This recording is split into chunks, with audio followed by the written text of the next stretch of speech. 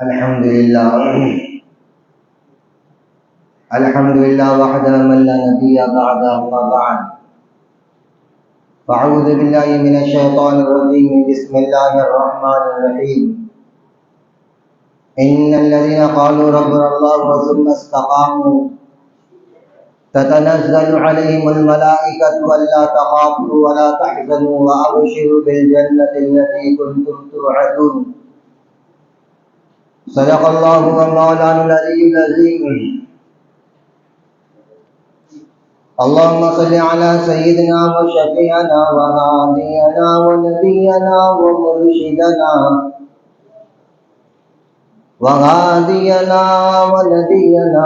ومرشدنا وسندنا ومولانا محمدا عبده ورسوله صلى الله تعالى على خير خلقه محمد وعلى آله وأصحابه وأزواجه وذرياته وأهل بيته وأمته إلى يوم الدين وبارك وسلم تسليما كثيرا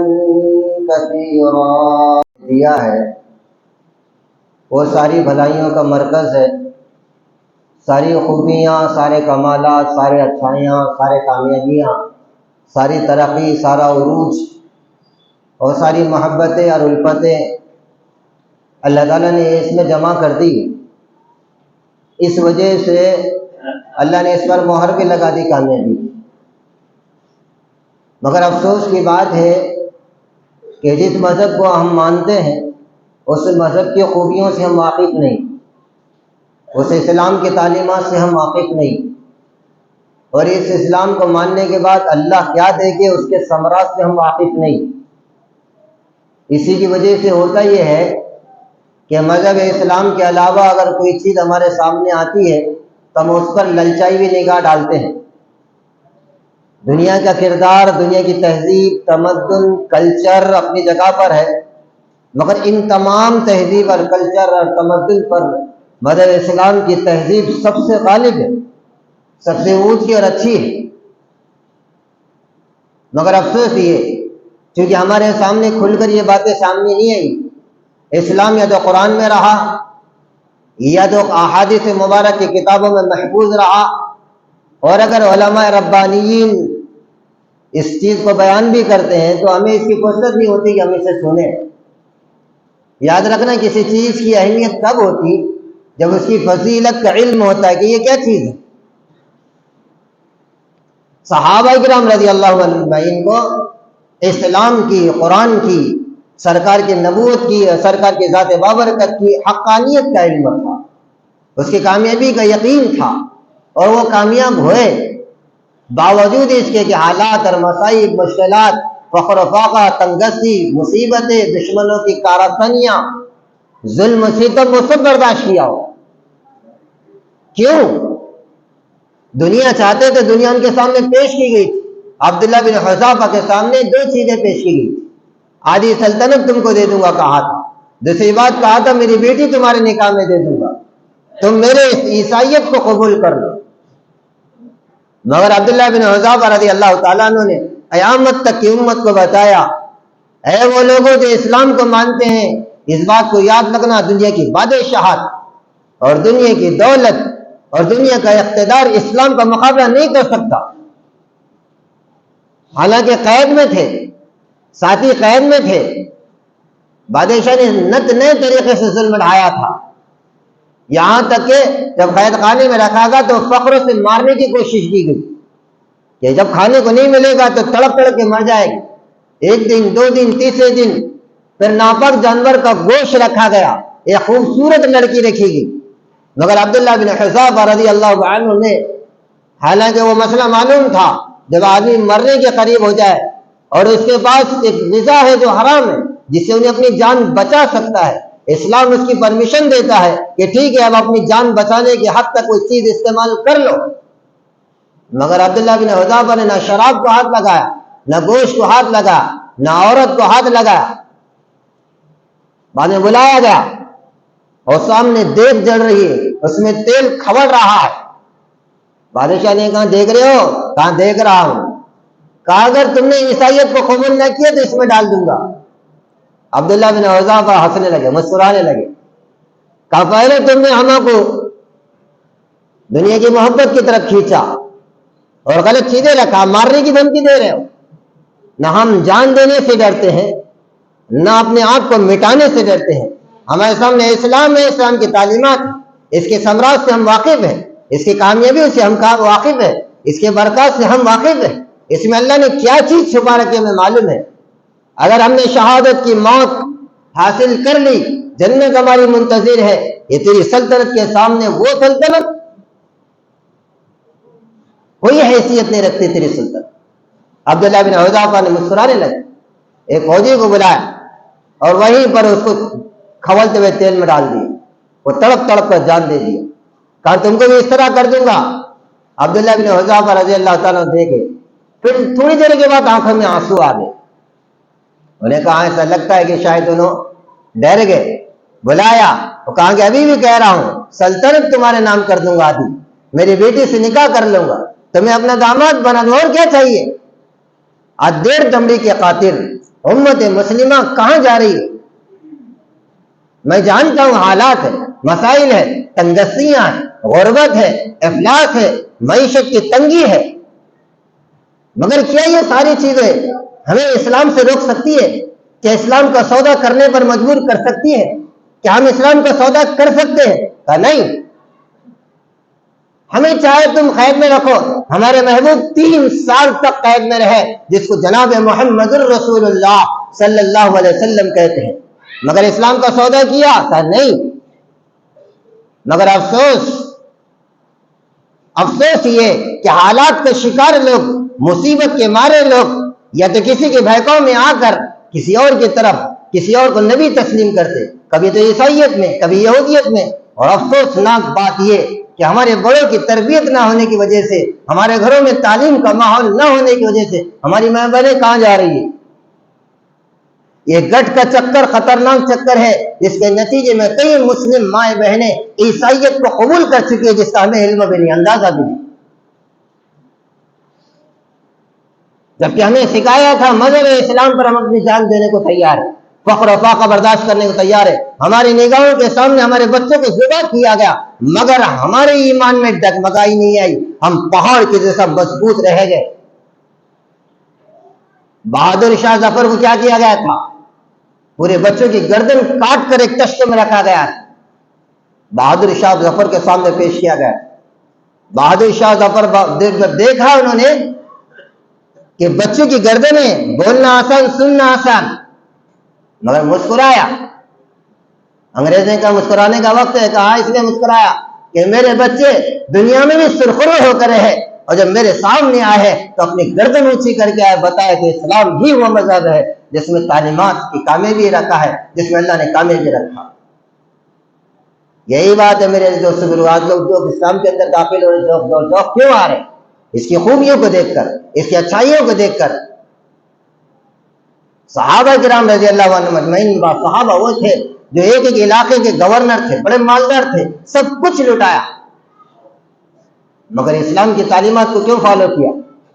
عبداللہ بن حذافہ نے کہا اس لیے رو رہا ہوں کہ اللہ تعالیٰ اگر میرے جسم میں جتنے بال ہیں اتنی جان دیتا تو سب ایک ایک کر کے میں اس پر لگا دیتا، میں اس لیے رو رہا کہ میری ایک ہی جان ہے۔ اے کاش کتنا اچھا ہوتا کہ میرے پاس جان کے انبار ہوتے اور میں ایک ایک کر کر اللہ کے نام پر لگا دیتا۔ میرے نبی کی خواہش تھی یا اللہ میں تیرے راستے میں شہید ہوں، پھر جلایا جاؤں، پھر شہید ہوں، پھر زندہ کیا جاؤں، پھر شہید ہوں، پھر زندہ کیا جاؤں، یہ میری تمنا ہے، کیونکہ میری زندگی، میرے اوقات، میرا سب کچھ تیرا ہے، یہ دنیا عارضی ہے۔ یہی بات میرے دوست حال میں ایک بچی نے ایمان لایا تھا جس طرح میرا تھا، حال میں ایمان لائی، اعلان اسلام کو دیکھا تھا، حالانکہ ایک ایسے گھرانے میں، راجپوتانہ گھرانے میں اسلام لائی، اور بڑھانا ایک مظفر نگر کا ضلع آتا ہے، وہاں پر رہتی تھی بچی،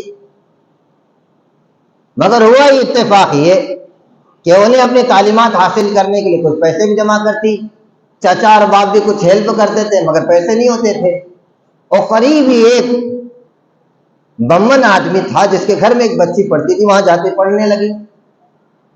اتفاق ایسا ہوا کہ وہ برہمن کا جو بیٹا تھا وہ بڑا نالائق اور ڈاکو تھا، اس نے اٹھایا اسے اور دور علاقے کے اندر جہاں چوروں کی ٹولی تھی جس کا یہ سرکردہ تھا وہاں جا کے چھوڑ دیا۔ وہ جب دیکھنے لگی بچی کہ میرے ساتھ یہ ماجرا ہو گیا، اب میرے ماں باپ مجھے قبول نہیں کریں گے، بہت رونے لگی۔ اسی میں ایک ڈاکو قسم کا ایک بچہ تھا جو ادریس پور کا رہنے والا تھا، مسلمان تھا۔ جب دیکھا کہ ایک بچی کی عزت پر بھی ہاتھ ڈال رہے، اسے برداشت نہیں ہوا۔ اس نے بہرحال کسی طریقے سے بچی سے رابطہ کیا گینگ کے اندر ہی اور سمجھایا دیکھو تم ہمارا لباس پہن لو تاکہ تمہاری عزت بچی رہی، اور جیسا موقع ملے گا ویسا تم کو اپنے گھر پہنچا دوں گا۔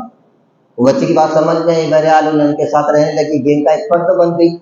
دھیرے دھیرے دھیرے اس بچے نے ادریس پور کا جو رہنے والا تھا اس نے اپنے بھائی سے کانٹیکٹ کیا، دیکھ ایک بچی ہے، وہ غیر سماج کی ہے مگر بچی ہے، اسلام نے عزت سکھایا، احترام سکھایا، جو احترام ماں بہنوں کو اسلام دیا وہ کوئی اور نہیں دے سکتا۔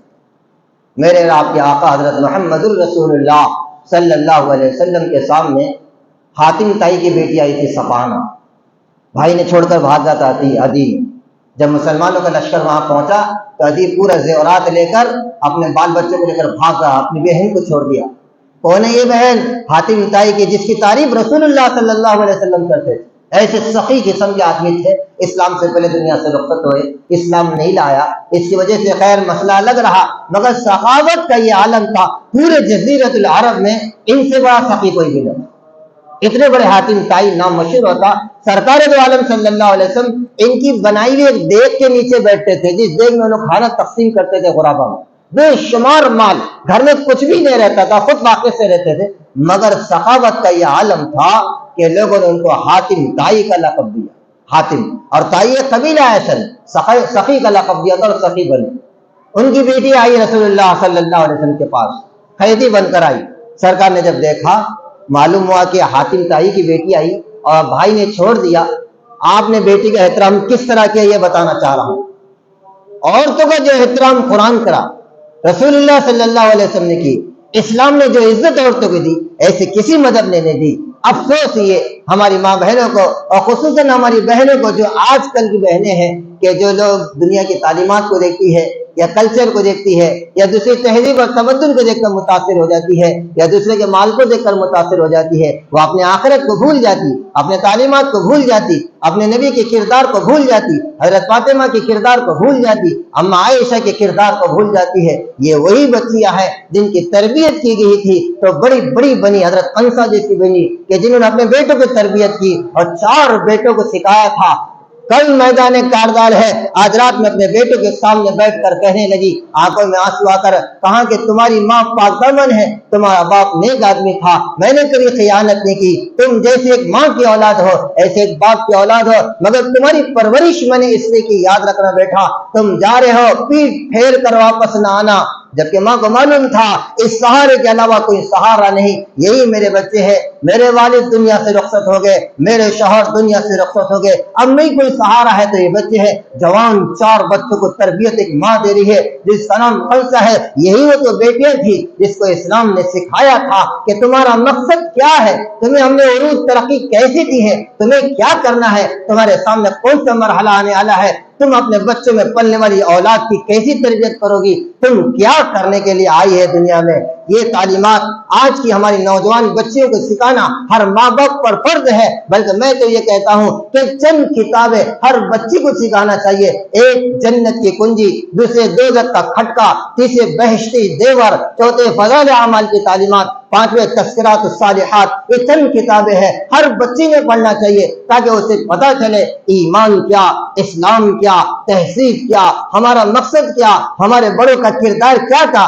مرنے کے بعد کی زندگی کیا ہوگی۔ یاد رکھنا یہ مرنے کے بعد کی زندگی جب سامنے آ جاتی ہے تو اچھے سے اچھا ظالم پگھل کے رہ جاتا ہے، اچھے سے اچھا سرکش اور باغی توبہ کرنے پر مجبور ہو جاتا ہے، کیونکہ مرنے کے بعد کی زندگی کی حقیقت ایسی ہے جس کو کوئی انکار نہیں کر سکتا۔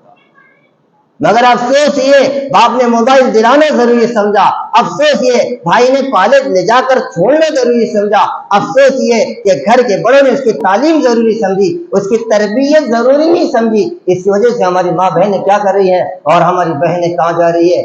یہ جہاں پر ہماری بہنوں کی غلطیاں، ہمارے بڑوں کی بھی غلطیاں ہیں۔ اگر انہیں کردار معلوم ہوتا حضرت فاطمہ کا، انہیں مقصد معلوم ہوتا، ان کے موت کے بعد کی زندگی کا علم ہوتا، تو یہ حرکت نہیں کرتی۔ حضرت خمسہ 4 بیٹوں کو تربیت کر رہی، اور صبح ہوئے چاروں بیٹوں نے اپنے ماں کے اشعار پڑھ پڑھ کر میدان کارزار میں چھلانگ لگائی ہے، اور چاروں کے چاروں جب شہید ہو گئے، 4 لاشیں سامنے آ گئی، ہنسا کی آنکھوں میں آنسو نکل گئے، رونے لگی، وہ کہا میرے مولا میں نے پالا پوسا اس لیے تھا، دودھ اس لیے پلایا تھا، رات کو لوریاں یہی گاتی تھی اور دن میں یہی تربیت کی تھی، میرے مولا تو نے مجھے خوش کر لیا، میری اس چھوٹی سی قربانی کو قبول کر لینا، قیامت کا میدان ہوگا، مجاہدوں کی صف ہوگی، عابدوں اور زاہدوں اور عارفوں کی صف ہوگی، بڑے بڑے لوگ ایک طرف ہوگے اور ایک طرف مجھے بلایا جائے گا، کہاں ہے خنسا جو شہید 4 جوانوں کی شہید ماں کہاں ہے؟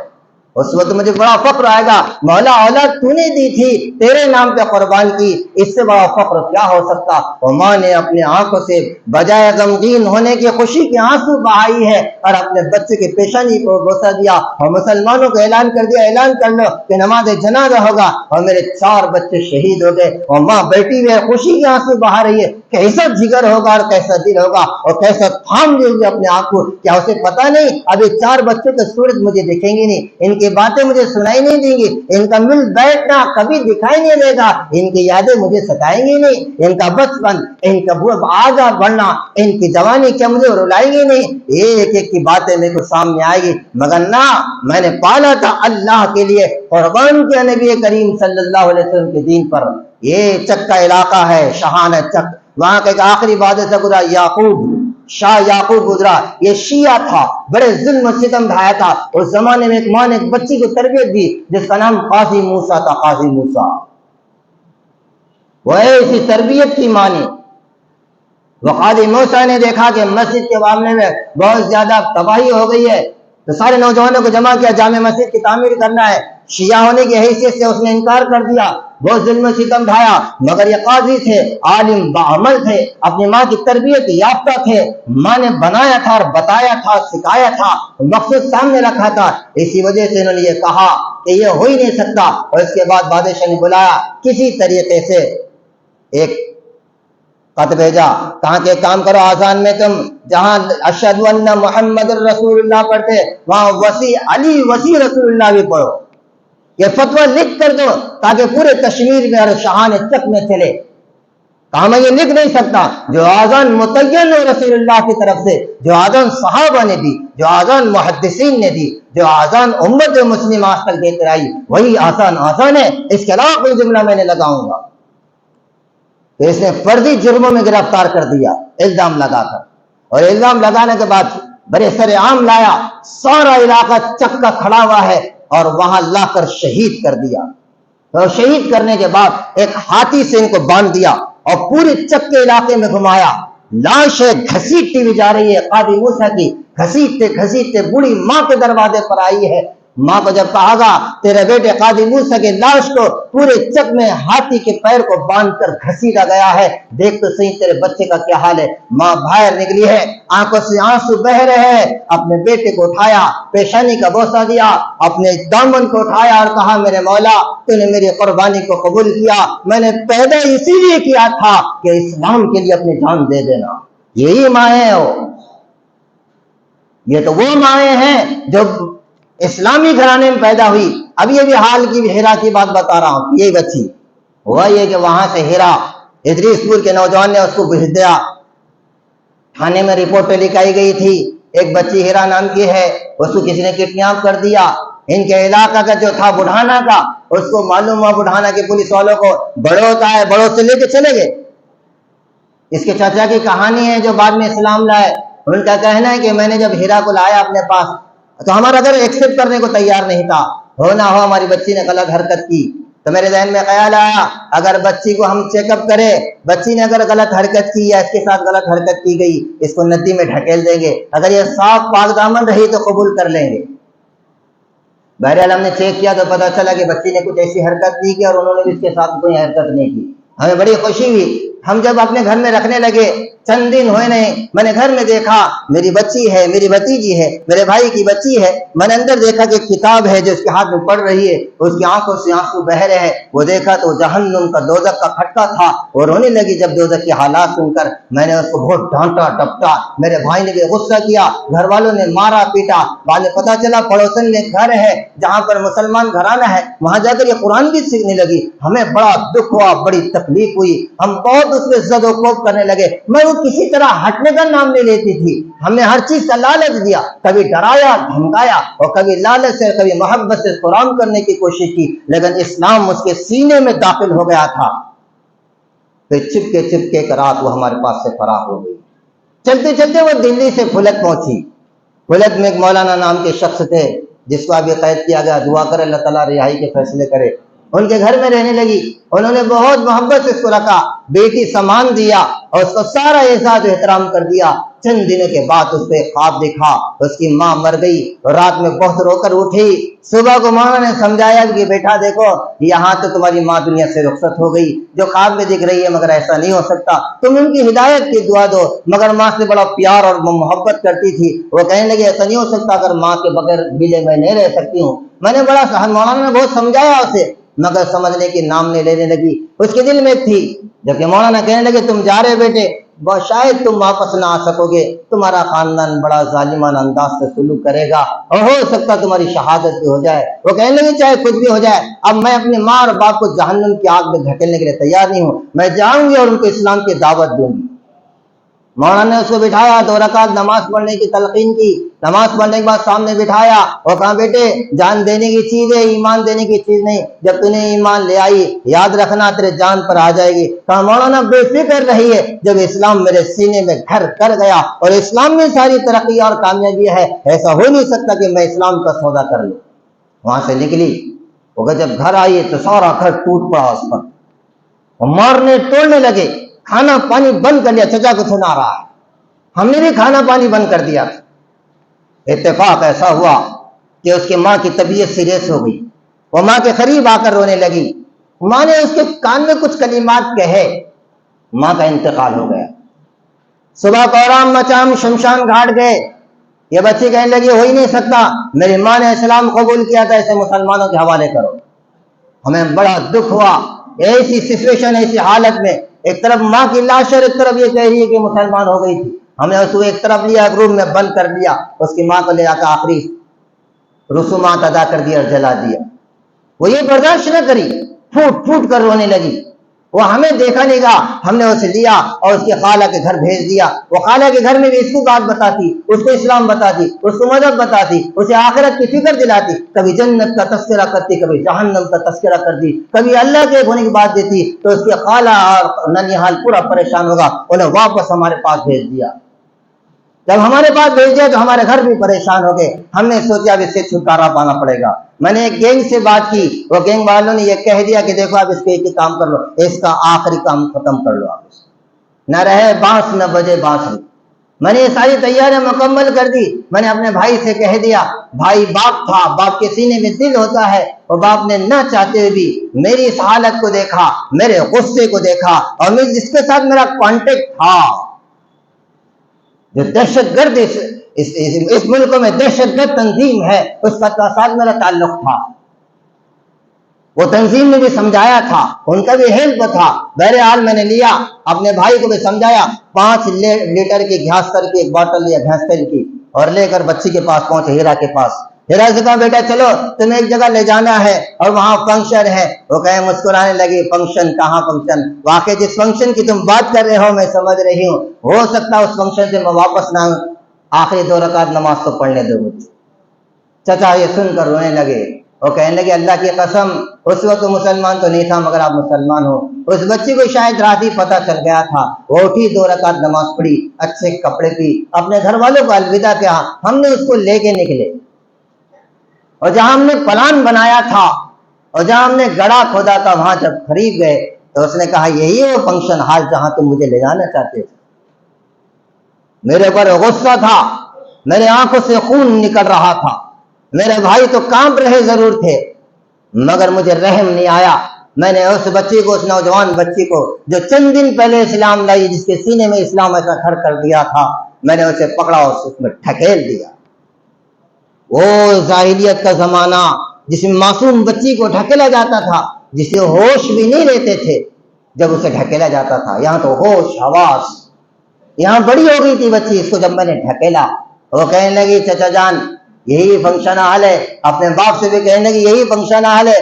میں نے کہا کہ تو نے ہمیں بڑی تکلیف دی, ابھی تیرے پاستے میں اسلام سے پھر جا. کہنے لگی جان دینے کی چیز ہے, اسلام دینے کی چیز نہیں. پھر مجھے غصہ آیا, میں نے وہ پیٹرول لیا, کیسل کا ڈبہ لیا, پورا اس کی آنکھ پہ چھڑک دیا. جب چھڑکنے کے بعد میں نے کاڑی سے لگا کر ڈھکیل دیا. باپ دیکھتے ہوئے نگاہیں نیچے کر دیا, مگر مجھے رحم نہ آیا. وہ یہ کہنے لگی اے میرے پیارے اللہ, کیا آپ اپنے ہیرا سے محبت کرتے ہیں؟ کیا آپ اپنے ہیرا کو جلتا ہوا دیکھ سکتے ہیں؟ اے میرے پیارے اللہ, آپ وہ ہیرا پہاڑ سے بھی محبت کرتے تھے, کیا آپ اپنے ہیرا بیٹی سے محبت کرتے ہیں جس نے تیرے نام پر اپنی جان قربان کر دی؟ میں وہ جلتا ہوا منظر بھی دیکھا, پھر بھی مجھے رحم نہ آیا. میرا بھائی تھا, وہ لڑ کھڑا کر نیچے گر گیا, مگر وہ تو گرا ہوا رہا. وہ جل رہی تھی, ایک ہی جملہ کہا تھا, چاچا جان پتا جی بغیر ایمان کے مرنا نہیں, بغیر ایمان کے مرنا نہیں. یہ میری آخری نصیحت ہے, یہی اس کی آخری جملے تھے جو میرے کانوں میں آج تک گونجتے ہیں. چچا جان بغیر ایمان کے مرنا نہیں. وہ جلتے ہوئے شعلے اور انگارے, اور وہ گڑا, اور وہ نوجوان بچی جس پر میں نے تیل چھڑک کر جلایا تھا, اس کے آخری جملے تھے اے میرے پیارے اللہ, کیا آپ ہیرا سے محبت کرتے ہیں نا؟ آپ نے ہیرا پہاڑ سے بھی محبت کی جہاں پر آپ نے پہلی وحی نازل کی تھی. یہی جملے تھے, اور آخری جملہ تھا چچا جان اور پتا جی یاد رکھنا, اسلام ہی سب کچھ ہے, اسلام ہی کامیابی ہے, بغیر اسلام کے مرنا مت. بغیر سے یہ کہتے کہتے اس کی ساری وہ آنکھ ختم ہو گئی, وہ جل کر ڈھیر ہو گئی. میں واپس آیا, مگر میرے بھائی سے رہ نہ گیا, وہ بیمار ہو گیا, وہ گمسم رہنے لگا. وہ چند دن برداشت نہ کیا. ایک دن مجھے بلایا, کہا کہ بھائی یہ بات سچ ہے, تو میں خاندان, ہم راجپوت خاندان کے ہیں, ہمارا مذہب دوسرا ہے, مگر تو نے تیرے بھتیجے کے وہ جملے سنا, پتا جی بغیر اسلام کے مرنا نہیں. وہ جملے نہ مجھے سونے دیتے, نہ کھانے دیتے, نہ بیٹھنے دیتے. اگر تو میرا بھائی ہے تو میرا حق پورا کر, مجھے مسلمانوں کے پاس لے چل. معلوم تھا اسلام کیا چیز ہے, جان دے دی. وہی ہماری بچیاں چند روپوں کے خاطر کدھر جا رہی ہیں اسلام چھوڑ کر؟ جس گھر میں خدا نے پیدا کیا وہ اسلامی گھر ہے, مگر اسلام کو سمجھی نہیں. لوگ اسلام کے دامن میں آ کر گھر گئے, یہ اسلام کے دامن سے اپنا پلو جھٹک کر بھاگ رہی. کیوں؟ کیسے آخر میں منہ دکھانا نہیں ہے؟ ہماری ہر بہن اور بیٹی ان کو بتایا جائے کہ اسلام کیا. ہر ماں باپ کا فرض ہے گھروں میں تعلیم کو عام کرو, انشاءاللہ پھر ارتداد کی لہر بڑھ ہو جائے گی. ہمارے بچیاں بھاگ رہی ہے, بولنے سے کام نہیں چلے گا. اس کے لیے تو ہمیں کچھ کرنا پڑے گا. ہر فرد امت برائی کو روکنے والا بنے, اچھائی کی تعلیم دینے والا بنے, یہ ہمارا فرض ہے. یہ ایک کا نہیں, ہر ایک کا فرض ہے. یاد رکھنا, اگر ہم نے اس طرح نہ کیا تو اللہ کے سامان ہماری ایک نہیں چلے گی. رسول اللہ صلی اللہ علیہ وسلم نے یہ ذمہ داری تمہارے اور ہم پر دی. باپ کو وہاں سے لے جایا گیا دلی کے اندر, وہاں ایک بہانہ کیا گیا کہ انہیں طبیعت خراب ہے, وہیں انتقال ہو گیا. کل میں شہادت پڑھ کے مسلمانوں کے حوالے کر دیا. بعد میں ان کے چچا کو پوچھا گیا کہ تم کیسے اسلام لائے؟ کہا کہ میں وہاں سے نکلا, میں وہاں سے شاملی سے ہوتا ہوا اون جا رہا تھا. میں نے سوچا ہو نہ ہو کہ بچی جو کہہ رہی تھی کہ اس کے ماں اسلام لائی, واقع انہیں اسلام لائی تھی, اس کا باپ جب مسلمان ہو سکتا, اور بچی کے سینے میں اسلام ایسے کیسے داخل ہو گیا؟ میں اتنا ظلم کہنے کا کرنے کے بعد وہ اسلام سے نہیں پھری, کوئی جادو کر دیا ہوگا ہم پر. یہ سوچ کر میں تانترک کے تلاش میں نکلا. میں شاملی سے نکل کر اون جا رہا تھا, ایک بس میں بیٹھا. میں نے وہاں ایک کیسٹ سنا جو قاری حنیف کی تھی, جنہوں نے موت کا تذکرہ کر رکھا تھا. موت کیسی آئے گی, موت کے بعد کیا ہوگا, قبر کیا منظر دکھائے گی, قبر کے بعد حشر کیسی ہوگی. میں سنتا رہا, میرے آنکھوں سے آنسو جاری ہوئے. میرے مولا نے مجھے ہدایت دی. اسی وقت مجھے جانا تو کہیں اور تھا, مگر وہاں بس ٹھہری، قاری صاحب کا بیان چالو تھا، میں نے کہا نہیں بھائی آگے کا ٹکٹ دے دو، جب تک قاری حنیف کی پوری کیسٹ نہیں سن لوں گا تب تک سفر نہیں روکوں گا۔ میں قاری حنیف کی پوری کیسٹ سنا، میری زندگی بدل گئی۔ وہاں سے نکلا، زندگی قاری حنیف کی کیسٹ کے علاوہ اس بچی کے جملے نے بدلا تھا، چچا جان بغیر ماں بغیر ایمان کے مرنا مت۔ بہرحال میں وہاں سے نکلا، پھر مسلمانوں کے پاس آیا، وہاں سے فرمایا گیا کھلت جاؤ، میں وہاں اسلام قبول کیا۔ پھر میں روتا تھا، اللہ سے دعا کرتا تھا، میں نے مسلمانوں کا بڑا نقصان پہنچایا، اللہ میرا کچھ کام کرے۔ پھر میں گجرات کے علاقے گیا جہاں دنگا ہو رہا تھا، وہاں 400 معصوم بچوں کا ایک بڑا مدرسہ جلانے کا پلان بنایا گیا تھا۔ الحمدللہ وہ کام میں نے کیا کہ میں تو ہندو بن کر رہا مگر پھر میں نے ایسا کام کیا کہ ان 400 بچوں کو نجات دلائی۔ بہرحال آج بھی میں اللہ اس کے نبی کی شکر گزار ہوں، اس بچی کا شکر گزار ہوں جس نے مجھے ہدایت دی۔ بہرحال یہ تو ہیرا اور اس کے باپ دادا کی بات تھی جو حال حال میں واقعہ پیش آیا۔ ان تمام باتوں سے یہ باتیں لگتی ہے اللہ نے جو اسلام تمہیں اور مجھے دیا ہے، اس مذہب اسلام پر ہمیں اور آپ کو استقامت سے جم جانا ہے، چاہے حالات کیسی بھی آئے، ان حالات کا مقابلہ کرنا ہے اور گھروں میں تعلیم کا رواج عام کرنا ہے، وہ تعلیم جو قرآن کی ہو، احادیث کی ہو، جیسے میں نے بتایا فضائل اعمال، بہشتی دیور، تذکرات الصالحات، اسی طریقے سے جنت کا کنجی، دوزخ کا کھٹکا، یہ چند کتابیں جو گھروں میں لا کر رکھو، ہماری ماں بہنوں کو ہمارے بچوں کو سکھاؤ اور ہم بھی کچھ سنو۔ اللہ تعالیٰ مجھے آپ کو عمل کے ساتھ نصیب فرما۔ وآخر دعوانا الحمدللہ۔